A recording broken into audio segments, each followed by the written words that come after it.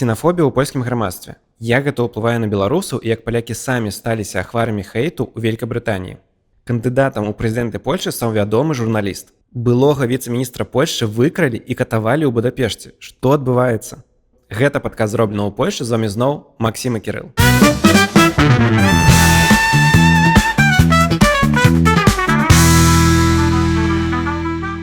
У нас з тобой быў цэлы выпуск пра тое, як жывецца беларусам і украінцам у Польшчы. І вось мы падышлі да тэмы ксенафобіі. Наколькі яна распрастранена ў польскім грамадстве, распаўсюджана? І што гэта ўвогуле такое? Спадайна Украіна. Здаецца, гэты выраз чулі многія з нашых глядачоў і глядачак. Я, дарэчы, ні разу не чуў. Яшчэ, але ўсё наперадзе. Той момант прыйдзе, калі я ўжо нават пачуў, то так, то, здаецца, кожны пачуе. З гэтым сутыкаюцца ўсе мігранты ў Польшчы ў пэўны момант. Ось, на жаль, сярод даволі вялікай часткі польскага грамадства нарастае гэтая незадаволенасць. Некалі ў адным з выпускаў я ўжо казаў, што Польшча праз шмат дзесяцігоддзяў была вельмі монанацыянальнай краінай, даволі аднароднай, з невялікай колькасцю розных нацыянальных меншасцяў. Дарэчы, польскае грамадства было адным з найбольш монанацыянальных у свеце. Як беларусы? Не. У беларусаў адсотак беларусаў у грамадстве значна менш, чым быў адсотак палякаў у грамадстве. Так, бо у нас ёсць даволі вялікая колькасць людзей, якія ідэнтыфікуюць сябе як расейцаў, напрыклад.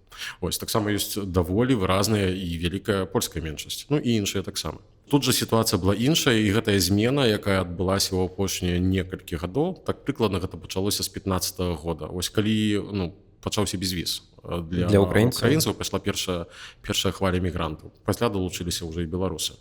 А пасля зноў украінцы. А пасля зноў украінцы і зноў жа таксама беларусы разам з імі, так, праз тое, што Расія напала на Украіну. Увогуле, што такое ксенафобія? Так, гэта, вядома, з грэчаскай мовы. Так, то бок ксенос – гэта чужы, фобія – страх.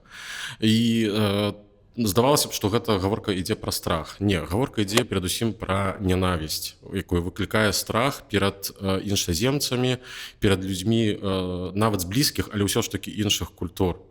Так, і ідзе такі працэс проста адтаржэння нейкага. Так, ось, як іншароднае цела часам трансплантуюць так у нашае цела і арганізм змагаецца, скажем так. Ось тут механізм прыкладна такі ж самы. Ці правільна я разумею, што зараз адбываецца нейкі такі другі раунд, умоўна кажучы, узросту вось гэтага хейта менавіта да украінцаў, да украінак у Польшчы?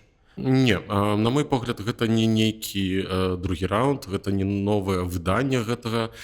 Просто ўсё, па-першае, вяртаецца прыкладна да той сітуацыі, якая была да вайны, у даваенны перыяд. І гэта праблема паступова нарастае. Гэта бачна, напрыклад, з даследаванняў недаверу да тых ці іншых груп іншаземцаў. Так, мы пра гэта таксама ўзгадвалі. Дзе мы беларусы перамаглі? Не перамаглі, але былі мы на трэцім месцы. Так, вось, але на подыуме. Ось, нехлюбным, ганебным крыху. Ось, але ўсё ж такі. Ці правільна я цябе зразумеў, што вось падчас калі пачалося ўварванне Расіі в Украіну, прыехалі бежанцы, і спачатку была вална вялікай салідарнасці, і стаўленне да украінцаў украінак палепшылася, а зараз все просто адкацілася назад. Нават не тое, каб палепшылася. Тое, што адбылося ў 22-м годзе, гэта быў неверагодны выбух салідарнасці. Тут вось просто брава для польскага грамадства, бо польскае грамадства паказала сябе на 10 балаў з 10. Вось сур'ёзна. Так. І дапамога, салідарнасць да бежанцаў з Украіны была вельмі вялікая, але я ўжо ў той момант у размовах са сваімі знаёмымі, сябрамі казаў, што пабачыце, што будзе праз некалькі гадоў. Усё вернецца мінімум на той узровень, які быў раней, альбо можа нават крыху пагоршыцца праз тое, што група мігрантаў будзе проста неверагодна вялікая і будзе мець большы ўплыў на грамадскую думку. Гэта гучыць крыху грубавата. Чаму палякам не падабаюцца украінцы? Трэба крыху зазірнуць у гісторыю. Так, першая і галоўная праблема, якая проста атручвае стасункі паміж гэтымі двума народамі, гэта справа валынскай трагедыі. Быццам бы справа неяк пакрысе пачынае вырашацца, і быццам бы ўрады Польшчы, Украіны. Яна пакрысе пачынае вырашацца ўжо 30 гадоў. І тут я магу табе сказаць меркаванні два. Першае, як беларуса, другое, як польскага грамадзяніна. Як беларус я скажу, што я не хацеў бы ўвогуле ўлазіць у гэтую тэму, бо гэта нас не датычыць. Гэта тэма, дзе украінцы і палякі павінны адрэфлексаваць і прыйсці паступова да нейкай большай ці меншай згоды. Як польскі грамадзянін я табе скажу наступнае, што гэтая справа проста павінна вырашыцца. Вось. Але трэба разумець адну рэч. УПА з'яўляецца для Украіны адной з частак нацыянальнага міфу.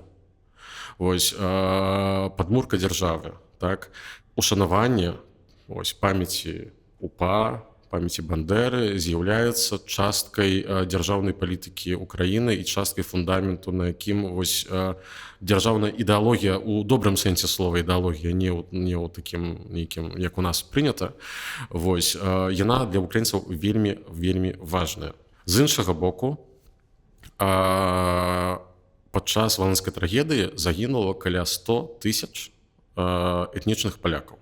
Гэтыя людзі не былі ніколі пахаваныя нармальным чынам. Дагэтуль у Польшчы жывуць тысячы, дзесяткі тысяч ці сотні тысяч сваякоў і блізкіх тых людзей. Гэта ўжо часцей за ўсё патомкі, бо мінула 80 гадоў, прабачце, нават больш. Амаль што ўсе ўжо памерлі тыя, хто былі сведкамі гэтай сітуацыі.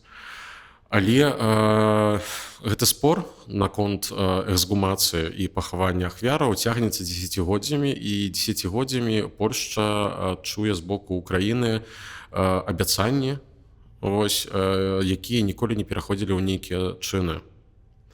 Таксама, на жаль, няма нейкай рэфлексіі ні з аднаго, ні другога боку, у тым сэнсе, што давайце гэта неяк вырашым і перагарнем старонку. Будзем ушаноўваць памяць ахвяр, прыйдзем да нейкага пагаднення на ўзроўні дзяржаўным, так і будзем жыць далей. Увогуле, як напісаў нехта з маіх падпісчыкаў у Твіттары ў каментары, такое адчуванне, што байцы арміі краёвай і УПА дагэтуль сядзяць па лясах і што гэтая рана настолькі жывая. Так, быццам гэта было не дзесяткі гадоў таму, а толькі учора-пазаўчора. Так?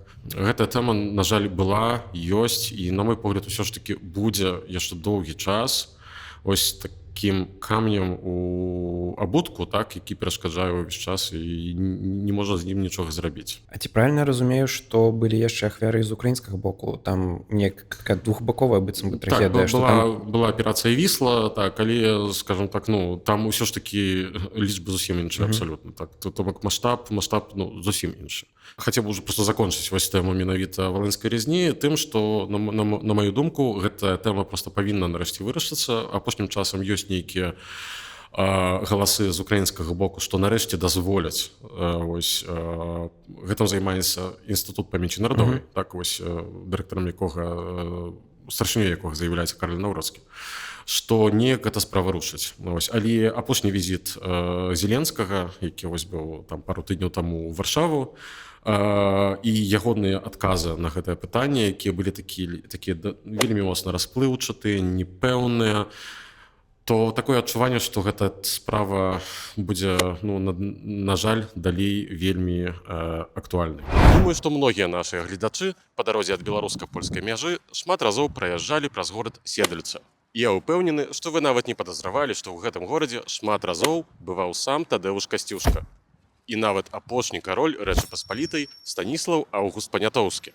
І таму сёння ў нашай спадарожніцкай рубрыцы, якую мы ствараем разам з нашымі сябрамі аўташколай Дэніс Драйв, якая працуе ў Варшаве і ва Вроцлаве, мы вырашылі бліжэй пазнаёміць вас з гэтым горадам. Горад Седліца месціцца на ўсходзе мазавецкага ваяводства ў 110 кіламетрах ад Варшавы. Праезд, насамрэч, вельмі просты. Дастаткова выехаць на трасу А2 і прыкладна праз 1,5 гадзіны вы будзеце на месцы. І гэта ідэальны варыянт для аднаднёўнай паездкі на аўто. А калі вы ўжо атрымаеце правы ці падцягнеце свае скілы, каб спрытна даехаць да Седліц, то абавязкова паглядзіце гарадскую ратушу, збудаваную ў 18 стагоддзі, і касцёл святога Станіслава на Фларыянскай вуліцы. У Седліцах знаходзіцца вельмі прыгожы палац, збудаваны ў першай палове 18 стагоддзя для аднаго з найважнейшых родаў Рэчы Паспалітай – чартарыйскіх. А ў 1775 годзе гэты палац перайшоў да роду Агінскіх, сярод якіх быў і той самы Міхаіл Клеофас Агінскі, аўтара знакамітага на ўвесь свет паланезу, які шмат хто з вас можа ведаць пад назвай «Развітанне з радзімай». І нагадваем, што калі ў вас дагэтуль няма правоў, ці вы проста хочаце падцягнуць свае скілы, то абавязкова звяртайцеся да нашых сяброў у аўташколу «Дэніс Драйв», якая дзейнічае ў Варшаве і ва Вроцлаве. Гэта школа, створаная беларусамі для ўсіх. А ўсе патрэбныя спасылкі будуць у апісанні пад гэтым відэа. Як гэта ўся сітуацыя кранаецца беларусаў, бо мы нават зараз з табой пагаварылі, што гэта не нашая справа. Але чаму яна нас хвалюе? Хвалюе я на тым, што вельмі часта, даволі часта, скажем так, мы можам пабачыць у навінах нават нейкія выпадкі, дзе нейкі беларус стаўся ахвярай нейкага, напрыклад, нападу, таму што палякі падумалі, што гэта украінец. Я ніколі не чуў ні ад кого, каб нехта пачуў свой бок спадай на Беларусь. Кажуць, спадай, там іншае слово, але спадай гэта цэнзурная, скажем так, версія спадай на Украіна. Так? Нават даслоўна там тыдзень таму ці пару тыдняў таму нейкі беларускі таксіст так стаўся ахвярай менавіта такога нападу. Тут варта пазначыць тое, пра што я ўжо казаў аднойчы, што беларусы едуць прычэпам. Што для вялікай колькасці палякаў мы ўсе на адзін твар, скажем так, яны не разрозніваюцца. Украінскую мову і беларускую яны дакладна паміж сабой не разрозняць. Гэта прыкладна таксама, як для нас адрозніць чэшскую і славацкую. Так, яны вельмі падобныя, вымаўленне крыху іншае, але не адрозненне. Мы бачым навіны, што сапраўды быццам бы падаецца, ёсць вайб, што такіх здарэнняў шмат. Але твой асабісты досвед, не ведаю, твайго акружэння, не ведаю, як па-беларуску, які? Большасць маіх добрых знаёмых это людзі, які ўжо, калі яны беларусы, напрыклад, то яны ўжо даўно жывуць. Ці прыкладна столькі, сколько я, ці крыху менш. Праз значна лепшае валоданне польскай мовай нам функцыянаваць значна прасцей. І радзей мы можам выклікаць такую нервовую рэакцыю з боку палякаў. Адначасова з гэтым скажу, што сярод людзей, якіх я ведаю, я чуў і чую пра нейкія выпадкі нейкай дыскрымінацыі. Бывалі прыклады, калі была дыскрымінацыя ў працы. Тут, дарэчы, варта ўзгадаць яшчэ пра такую рэч, што часам ёсць канфлікты паміж беларусамі і украінцамі. І які атручваюць проста працоўную атмасферу, і таксама беларусы церпяць з гэтага поводу. А прычына тут вядомая, тое, што пачалася вайна. І гэта кладзе вялікі цень, і таксама будзе яшчэ, здаецца, доўга цягнуцца. Ці таксама ёсць прыклады, калі там мая знаёмая, жанчына крыху больш сталага ўзросту, там сутыкнулася з тым, што яе проста адмовіліся абслугоўваць у салоне сувязі, аднаго з вялікіх аператараў, дарэчы. Я нават прапанаваў сваю дапамогу, каб прыйсці і зладзіць там скандальчык. Якраз настрой быў. Але яна не захацела. Такіх прыкладаў, насамрэч, даволі шмат. Я чуў пра тое, што не адчыняюць конта у банках для кампаній з стваральнікамі беларусамі. Гэта крыху іншая тэма. Тут хутчэй гаворка не ідзе пра нейкую ксенафобію ў стасунку менавіта да беларусаў. Гэта ўсё ж такі палітыка банкаў, плюс нейкія пытанні з санкцыямі. Не падаецца, што гэта звязаныя тэмы ўсё ж такі? І некаторыя, напрыклад, банкі баяцца проста ўвогуле нейкі рабіць такія рухы, бо, магчыма, нейкі санкцыйны рэжым зменіцца, і могуць быць нейкія праблемы. Але таксама існуюць дакладна, я пачытваю групы беларусаў, напрыклад, у тым жа Фейсбуку. І неаднойчы я бачыў, што трэба падысці проста да іншага супрацоўніка. Але гэта не заўсёды азначае ксенафобію, трэба ведаць, бо гэта часта можа азначаць проста неведанне, невалоданне інфармацыяй супрацоўнікам, які проста не ведае, і яму лянота патэлефанаваць менеджеру і запытацца, як трэба рабіць. Чалавечы фактар, так званы. Все ж такі ёсць фейкі пэўныя, якія кімсьці створаныя, пра украінцаў у Польшчы. Давай галоўныя. Так, ёсць некалькі яскравых прыкладаў, якія я ведаю, якія шмат разоў чуў ад розных людзей. Яны разганяюцца вельмі часта, па-першае, правымі палітыкамі, якія выкарыстоўваюць антыукраінскі наратыў ці антыэмігранцкі наратыў, але часцей за ўсё менавіта накіравана ў украінцаў персанальна. Гэта падхопліваецца таксама ботамі. Ось пытанне, адкуль гэты боты. Ось, ну, адказ, скажем так, я думаю... Краіна на ра скончваецца на сія. На я, так. Ось, ну, так, скажем так, гэта такія настроі і раскручванне такіх настрояў на расхістванне дакладна на руку менавіта вось гэтай краіне. І, на жаль, частка грамадства на гэта вядзецца. Ось, ёсць некалькі прыкладаў, якія проста для мяне часам смешныя нават. Першае, і я бачыў гэта нават у каментарах пад нашымі выпускамі некаторымі, што нібыта кааліцыя, якая ў дадзены момант кіруе Польшчай, хацела даць украінскім бежанцам права галасаваць на прэзідэнцкіх выбарах. О, матка боска. І тут у мяне заўсёды паўстае пытанне. Людзі, польская канстытуцыя — гэта некалькі дзесяткаў сторонак. Яна напісана на даволі простай польскай мове. Возьміце, калі ласка, гэтую кніжачку і прачытайце яе. Калі вы там знойдзеце пункт, які дазваляе іншаземцам з-па-за краін Еўропы, бо на выбарах еўрапейскіх і лакальных могуць галасаваць грамадзяне іншых краін ЕС, але з-па-за ЕС, ну, няма такой магчымасці, а тым больш на выбарах, напрыклад, прэзідэнцкіх ці ў Сейм. Ну, гэта абсалютнейшы фейк.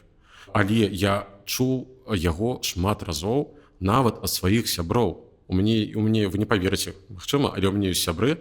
У мяне ёсць адна сяброўка, якая вялікая проста прыхільніца Брауна, Гжэгажа Брауна, пана з гашніцай. Ось. Пры гэтым мы з ёй нармальна размаўляем, нармальна знаходзім супольную мову, так? Але яна мне гэты фейк некалькі разоў распавядала, і нават тэлефанавала мне, і уяўляеш сабе, што хочуць зрабіць вось гэтае там. Ну, гэта і смешна, і страшна адначасова насамрэч. Хочу зрабіць маленькі оф-топік. А ты сказаў пра уважліва чытаць Канстытуцыю. Давай згадаем пра наш невялічкі фейл. Так, сябры, карыстаючыся момантам, у адным ужо з папярэдніх выпускаў мяне злавілі на вялікай памылцы, і мне было сапраўды вельмі сорамна. Я нават напісаў твіт у твітары, і насамрэч, як цікава працуе проста чалавечы розум, чалавечая памяць, так? Я столькі разоў чытаў 5-ы раздзел польскай канстытуцыі, я ведаю яго проста літаральна на памяць. Я не уяўляю сабе, адкуль я выцягнуў тэзіс, што польскі прэзідэнт павінен нарадзіцца ў Польшчы. Мне вельмі сорамна, я вас выбачаюся, але, ну, такое здараецца насамрэч, і можа здарыцца з кожным. Але ёсць і добрае ў гэтым. Я магу балатавацца ў прэзідэнты Польшчы. І вы, калі атрымаеце польскі пашпарт? Чакайце. Выбары 2035. Польска, I'm coming. Дарэчы, у нас ёсць адзін з гледачоў, хто таксама ўжо сказаў, што 2035 ён гатовы кандыдавацца. Так? Вау. Да. Ну, што ж. Таму будзе канкурэнцыя. Будзем змагацца паміж сабой. Да, окей. Наступны фейк. Наступны фейк — гэта такі, які я і чуў ужывую ад сваіх кліентаў у працы. Паляку. Ну, я працую ў асноўным з палякамі. Ось. А ввогуле палякі, як народ, вельмі больш адкрытыя і размоўныя, чым беларусы. Так і любяць паразмаўляць. І вельмі шмат разоў я чуў адзін і той жа фейк. І што цікава, я пачаў уже карыстацца тыктокам, дарэчы. У тыктоку я бачу, калі ходзяць, пытаюць людзей з мікрафонам па вуліцы, і таксама распавядалі гэты фейк. Ён гучыць так. Я ехаў ці ехала у цягніку, зайшоў украінец, рассеўся на месца, прыйшоў кандуктар, сказаў, дзе ваш білет? Украінец сказаў, ці украінка, што білету няма, і што ўвогуле не будзе плаціць, і што палякі павінны яму грошы і дапамогу.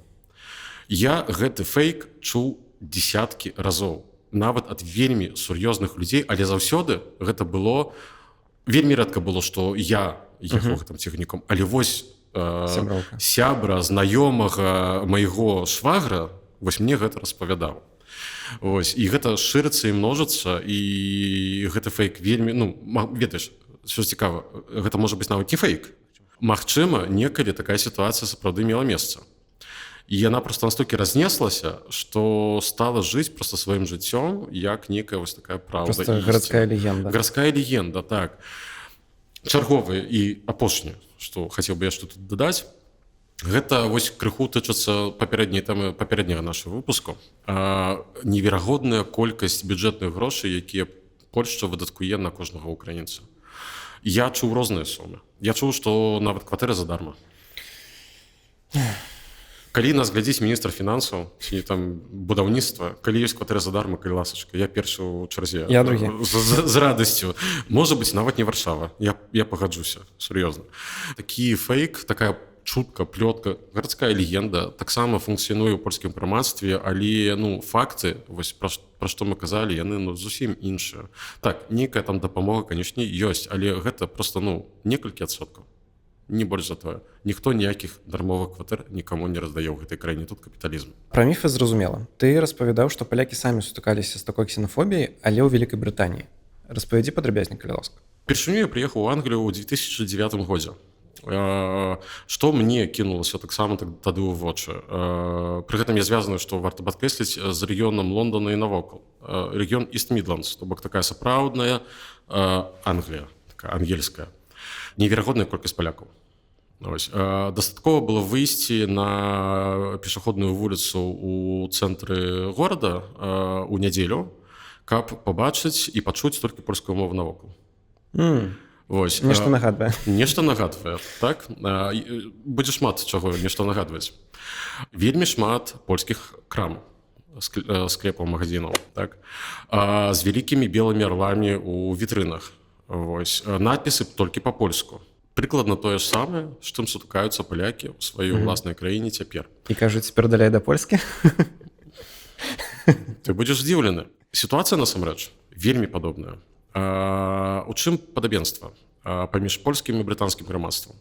Як я казаў, польскае грамадства было праз шмат дзесяцігоддзяў монанацыянальным.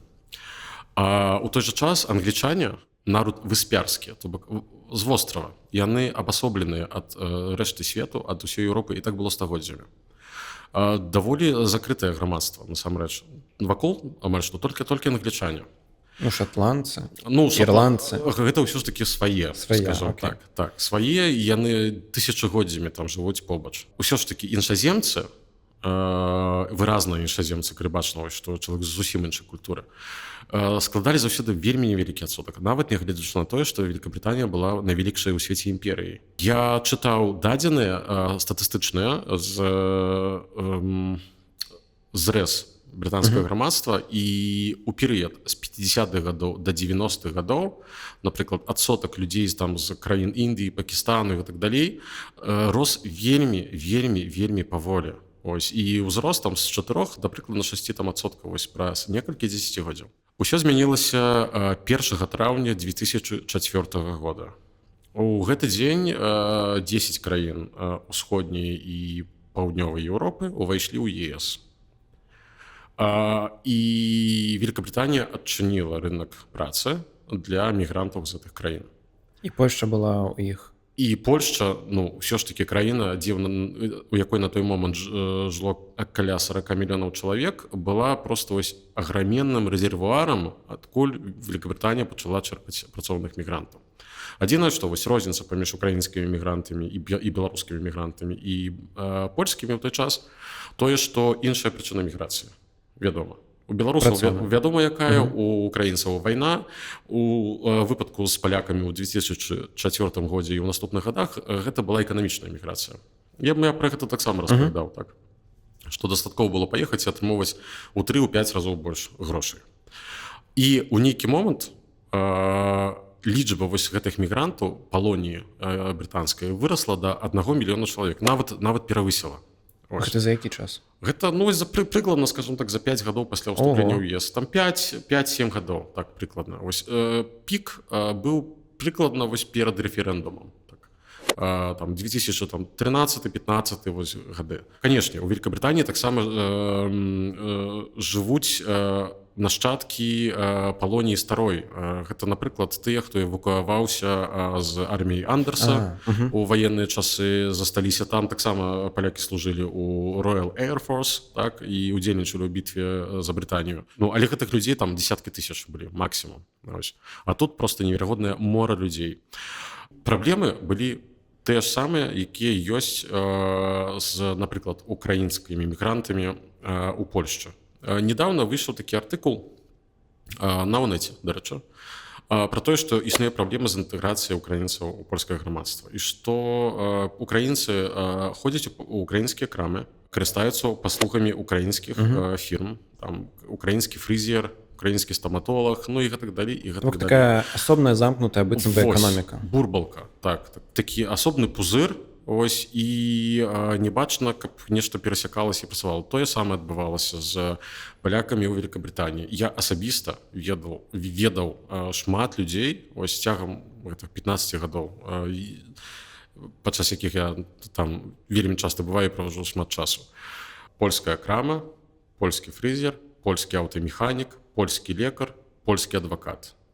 Ось, палякі амаль што не хадзілі, ну, пэўная група, канешне, амаль што не хадзілі, напрыклад, у брытанскія супермаркеты. Ось, куплялі толькі сваё і функцыянавалі толькі ў сваім асяроддзі. Ну і гэта, канешне, пачало у пэўны час выклікаць вось тую самую раздражнёнасць, так, у брытанскім грамадстве. Тым больш, што ксенафобія, яна, здаецца, існуе ў кожным грамадстве. Просто маштабы розныя. Але ў нейкі момант просто гэта сталася палітычнай тэмай і паляцела. І што там таксама правыя разганялі тэму мігрантаў? Прыкладна 2012 год. Вось тады прыкладна пачала раскручвацца хваля хейту. Хваля хейту да іншаземцаў. Ведаеш, якая была галоўная тэма? Польскія мігранты жывуць на пасобе. Не, ну, сур'ёзна. Пры гэтым дадзеныя статыстычныя былі такія ж самыя, як вось тут, пра якія мы размаўлялі ў мінулым выпуску. То бок толькі невялікі адсотак, хаця я асабіста ведаю людзей, якія вельмі карысталіся брытанскім сацыялам. Ось, але ўсё ж такі гэта была абсалютная меншасць. Абсалютная большасць людзей, абсалютная большасць палякаў у Великабрытаніі цяжка працавалі. Была такая партыя, яна называлася UKIP.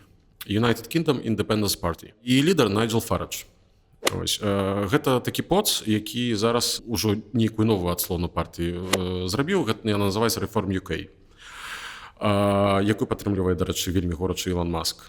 Ось, гэта ультраправая, ультранацыяналістычная партыя, якая за чысціню брытанскай крыві. Брытанскай, не той, каб крыві, але вось за чысціню ад мігрантаў, што вось мы тут толькі сваімі сіламі ўсё. Ну, пры гэтым сілаў не хапае, што паказала сітуацыя з ад'ездам, напрыклад, польскіх кіроўцаў бензавозаў, і ў Великабрытаніі нігдзе немагчыма было набыць бензін. Ось, гэта было 1,5 гады таму. Я памятаю, як у прыгарадзе Лондона стаялі чэргі з дзесяткаў аўтамабіляў да аўтазаправак, і не было магчыма нічога купіць. Армія была вымушаная займацца дастаўкамі бензіну на заправкі. І ў нейкі момант гэтую тэму перахапіла партыя кансерватыўная. Ось, і гэтая тэма сталася адной з галоўных тэм кампаніі Брэксіту. Менавіта, што яны забіраюць нашу працу, яны цягнуць сацыял з нашага бюджэту, мы за іх плацім, яны не працуюць, нічога не робяць, сядзяць на пасобях. Трэба ад іх пазбавіцца. Пачало даходзіць да атакаў. Ось, фізічных, то бок. І фізічных, і слоўных. Спачатку я хацеў бы распавесці пра парачку сітуацый, якія былі ў СМІ. Напрыклад, польскі цэнтр у Лондоне быў размаляваны фарбай «Fuck you, Polish». Так. Ці, напрыклад, палякам у нейкіх фірмах былі такія сітуацыі, забаранялі размаўляць на польскай мове паміж сабой. І нават мусіла быць інтэрвенцыя польскага міністэрства спраў замежных, загранічных. Даходзіла нават да фізічных атакаў. Найбольш слынны, мне здаецца, найбольш вядомы это быў у горадзе Харлоу пад Лонданом, дзе там скончылася трагедыя нават. Ці, напрыклад, былі задакументаваныя выпадкі, калі атакавалі польскія крамы. Ці, напрыклад, вельмі частым выпадкам, калі там пісалі на дзвярах фарбай «Спадайце до сябе», па-ангельску, так? З'язджайце адсюль. Гэта жудасна. І гэта, ведаеш, такая атмасфера, яна рабілася ўсё больш гарачай паступова ўвесь час. Я памятаю ад маіх вельмі блізкіх людзей, як працавалася ў Англіі, напрыклад, у 2009-10 годзе і ў 15-16. У 9-10 усім было да лампачкі. Вось, што ты паляк, усё было прыязна, і ўвогуле брытанцы заўсёды былі даволі прыязнымі людзьмі. Але вось палітыкі, скажам так, атруцілі іх вось гэтым наратывам ксенафабічным, антыімігранцкім. І, напрыклад, вось у 15-16 годзе я ад сваіх знаёмых шмат разоў чуў, што былі нейкія фразачкі ў працы, тыпу, што вы яшчэ тут робіце? Вось, чаму ты яшчэ тут? Вяртайся. Былі такія выпадкі, напрыклад, у Англіі у стасунку да палякаў. Напрыклад, нехта разносіў у Англіі, я не памятаю, як назваўся гэты горад, але нехта зрабіў улёткі, на якіх было напісана «Спадаючи до siebie polskie szumowiny». То бок «Валіце адсюль польскія паразіты». Разумееш. І па шчырасці я вельмі добра памятаю атмасферу перад самім рэферэндумам і пасля. Гэта быў вось пік вось такой кампаніі ненавісці, да? Так? Атмасфера была вельмі непрыемная. Я памятаю, што мы нават, ходзячы па вуліцах у Англіі, намагаліся так цішэй размаўляць паміж сабой па-польску, бо баяліся, што нехта пачуе. Вось прыкладна часам тое самае пачынаюць адчуваць людзі тут. Давай вельмі коротка. Што змянілася пасля Брэксіту? Вось Брытанія выйшла з ЕС, быццам бы ўсё, ніякіх больш мігрантаў. Ці супакоіла гэта грамадства? Палякі пачалі з'язджаць. З'ехала на дадзены момант каля 30% ад таго, што было перад рэферэндумам. Сотні тысяч. Так. Было больш за мільён. На дадзены момант актуальная інфармацыя кажа пра тое, што да 700 тысяч максімум засталося. З'ехалі вельмі часта спецыялісты. Пад'язджалі польскія фірмы. Паверце мне, у Англіі, калі ты хочаш мець якасны ремонт, шукаеш толькі палякаў.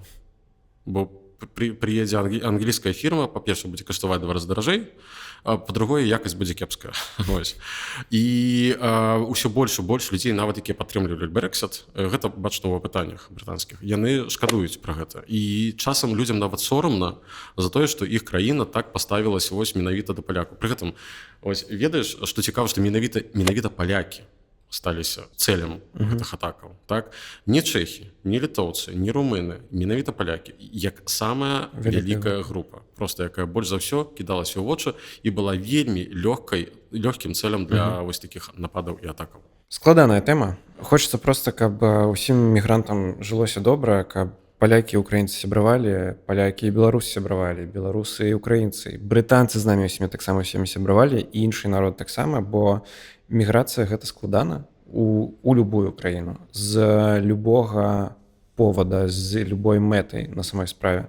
Нават калі ты эканамічны мігрант, усё ж такі пачынаць жыццё нанова гэта складана. Асабліва, калі вайна ці нейкія палітычныя праблемы. Так, сябры, памятайце, што нягледзячы на тое, што ў такіх словах як ксенафобія, гомафобія ды іншыя, там сказана пра фобію, то бок пра страх. Перадусім гэта пра ненавісць. Не дазваляйце ненавісці атручваць ваше жыццё і людзей вакол вас. Просто будьце людзьмі. Варта быць прызваітым. Кандыдатам у прэзідэнты Польшчы хоча стаць Крzysztof Stanowski. Гэта вядомы журналіст, стваральнік канала Zero. Мне падаецца, адно з самых хайповых медыа. Найбольш паспяховых дакладна. Да, быццам бы там менавіта на Ютубе яны зараз на першае месца па аўдыторыі падаецца. Але ён кажа, што хоча быць кандыдатам, але не хоча быць прэзідэнтам. Гэта як? Мне здаецца, што Крzysztof Stanowski можа стацца вось такім кандыдатам пратэсту супраць увогуле ўсёй палітычнай эліты Польшчы. Усёй у сэнсе дакладна ўсёй, нават разам з канфедэрацыяй. Нягледзячы на тое, што гэтая партыя пазіцыянуе сябе як антысістэмна.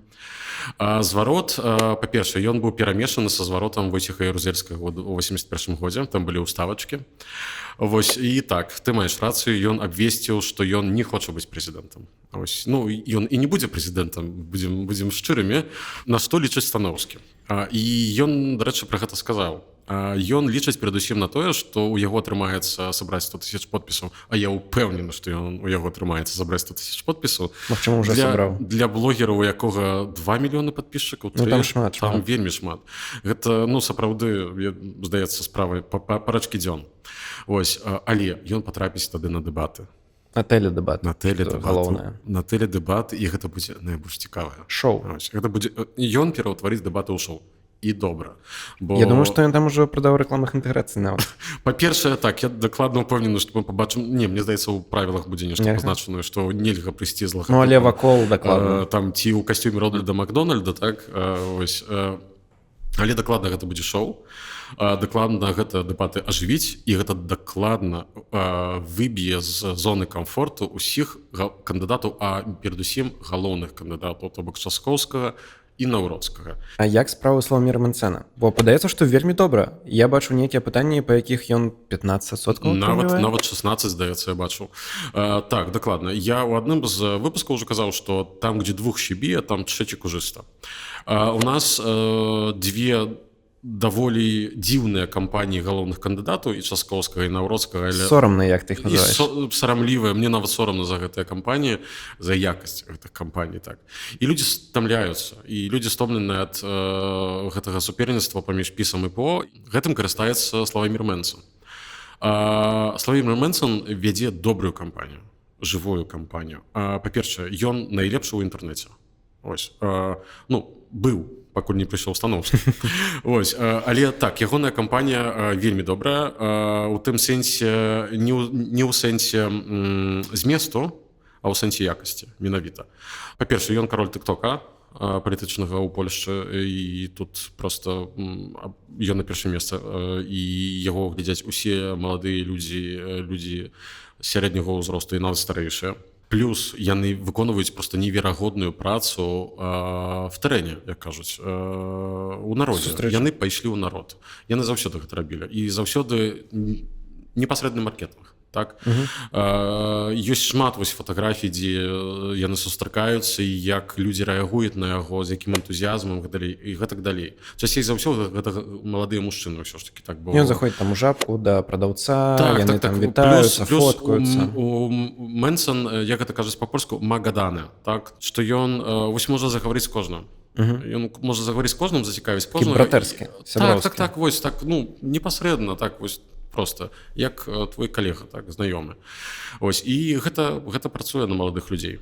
Хаця пэўныя праблемы ў яго ў кампаніі ўсё ж такі будуць, і гэта тое, што множыцца колькасць правых кандыдатаў. Той же самы Кшыштоф Становскі, гэта кандыдат значна больш правы, ягоныя погляды правыя. Он у 15-м годзе падтрымаў Анджэя Дуду, вось, і наратыў я сачу за каналам Зера. Ось, я ведаю, што яны пішуць, як яны рэагуюць на тыя ці іншыя рэчы, напрыклад, з боку платформы і агулам кааліцыі, ці, напрыклад, правай справядлівасці. Да правай справядлівасці ў яго значна больш лагодны стасунак. Это вельмі выразна бачна. Ось, таму ён таксама справа. Але крытыкуе ён усіх. Крытыкуе ўсіх, але правая справядлівасць часам можа нешта прамаўчаць, недзе больш лагодна, ці неяк іншымі словамі больш лагоднымі. Вось. Плюс яшчэ ёсць, канешне, Гжэгаш Браўн, Марек Якубяк, Януш Корвін-Мік, карацей. З правага боку палітычнай сцэны проста вялікая сям'я кандыдатаў, паміж якімі проста будзе бойка. Канешне, першае месца сярод іх на дадзены момант мае Славамір Мэнсэн. Ці не размывае гэта аўдыторыю? То бок, вось у нас сколькі, 5 кандыдатаў з правага спектра? У першым туры так. У першым туры гэта крыху размывае. Той же Кшыштоф Становскі можа нешта забраць у Мэнсена, Гжэгаш Браўн дакладна. Але ўсё ж такі гэта працуе у доўгую. Так? На другі тур. То бок агулам, напрыклад, тое, што Гжэгаш Браўн выйшаў з канфедэрацыі, гэта для канфедэрацыі добра. Яна ачысцілася. Ось, хлопцы, у сэнсе канфедэрацыя, Мэнсэн, Босак і іншыя, падалі гэтым чынам заяўку ў вялікую палітыку. Чалавек з такімі поглядамі, як Гжэгаш Браўн, яму цяжка прабіцца ў вялікую палітыку, бо, прабачце. Вось. А тут ужо пачынаецца такое, ведаеш, злагоджванне нейкіх там вуглоў, вось, крыху больш з ультраправы у такі здаровы правы бок. Таму, скажем так, гэта заяўка на тое, што праз некалькі гадоў канфедэрацыя можа быць той сілай, якая будзе, прынамсі, удзельнічаць у фармаванні нейкага там ураду. Марцін Рамановскі, які з'ехаў у Венгрыю і стаў палітычным уцекачом Польшчы, расказаў, як яго тут дзекаваліся над ім і гэтак далей, з ім знялі інтэрв'ю. І гэта не проста інтэрв'ю. О, так. І яны зрабілі інсцэніроўку, быццам бы яго выкрадаюць, завозяць у нейкі падвал, там катуюць яго, ён быццам бы нават з нейкімі кровападцёкамі, быццам бы нейкі чалавек такі яго інтэрв'юе ў форме, ў нейкай спецоўкі, там нейкія жудасныя кадры. Боже, што адбываецца? Я некую самую жудасную прапаганду не ведаю, якой краіны паглядзеў. Так, тэлевізія «Рэпубліка» гэта правая, незалежная тэлевізія, вельмі цесна звязаная праз розныя падстаўныя фірмы з Ярославам Качынскім. Показала вось такі фільмік. Nazywasz się Marcin Romanowski? Spadaj, uprawco. Będziesz współpracował? Nie będę z tobą gadał, bandyto. Co k***a nie będziesz ze mną gadał? Пры гэтым толькі напрыканцы яны сказалі, што гэта ўсё была інсцэніроўка і што не трэба ставіцца да гэтага сур'ёзна. Але па шчырасці я сядзеў з вялікім фейспалмам, бо я не мог паверыць у тое, што бачу. Гэта такая гебельсаўшчына, сур'ёзна. Так, ты, дарэчы, выратаваў мяне і распавіў ужо амаль увесь змест гэтага роліка, але, сябры, я раю вам яго пашукаць у інтэрнэце, каб паглядзець вось як проста адзін з эталонных прыкладаў такой реальнай прапаганды. Катуюць палітвязня, які за палітыку, не за тое, што 300 мільёнаў злотых пайшлі не толькі трэба, але менавіта за палітыку, за ягоныя погляды, яго зацягнулі ў падвал, катуюць і вымагаюць ад яго там нейкія там паказанні і так далей. І ўсё зроблена насапраўды вельмі якасна. І ўсё было зроблена настолькі натуральна, што ў нейкія моманты можна нават пачаць спачуваць Рамановскаму. Сапраўды так. Сапраўды так. Наколькі разумею, даю тым, што гэта быццам бы вось скрадзеныя нейкія відэа, як сапраўды у нейкіх падвалах Польшчы катавалі беднага Рамановскага. І не толькі Рамановскага, а ўвогуле палітвязняў. Калі вы не ведаеце, то мы з вамі ў Польшчы жывем у дыктатуры. Рэжым Туска. Дыктатура рэжыму крывавага Дональда Туска, які садзіць у турму людзей ні за што, катуе і да крыві збівае і проста неверагодна. Насамрэч. Перагнулі, на мой погляд, і гэта вельмі моцна крытыкавалася рознымі вельмі людзьмі, нават з правага боку. Ого. Так, бо у тэлевізіі «Рэпубліка» ёсць канкурэнт, гэта таксама правае тэлебачанне, в Польсцы 24, якая належыць да брача Карновскіх, это такія прадпрымальнікі у медыасферы, якія працуюць. Яны таксама скрытыкавалі, што хлопцы перагнулі ўжо. Просто тут ужо просто нешта вы сапраўды разбушаваліся, як это кажуць. Таму, сябры, так, я вам раю просто паглядзець, гэта вартае таго, каб паглядзець. Але недоўга, бо мне падаецца, можна але некалькі хвілін можна вытрымаць, так, але прынамсі будзеце ведаць, на што здольная часам прапаганда. Як сябе пачуваюць венгры, не знаю, Віктор Орбан, у якога ўсё гэта здымалася, ведаеш, у Венгрыі насамрэч вялікія праблемы са свабодай слова. Я не ўпэўнены, што Венгры у масе сваёй ведаюць пра вось такі выпадак. Усё ж такі Венгрыя гэта не дэмакратычная краіна, гэта краіна з вельмі моцным аўтарытарным ухілам. Медыа у вялікай сваёй масе належаць да алігархаў сяброў Віктора Орбана. І банальны прыклад проста, што некалькі гадоў таму была сітуацыя, калі адзін з вельмі вядомых палітыкаў партіі Фідэш, да якой належыць Віктор Орбан, быў злоўлены, гэта, здаецца, было ў Бельгіі, калі ён быў на гейскай оргіі пад наркотыкамі і уцякаў па вадасточнай руры з апартаменту, і паліцыя яго злавіла. І гэта разляцелася па ўсёй Еўропе. У Венгрыі медыа пра гэта не казалі.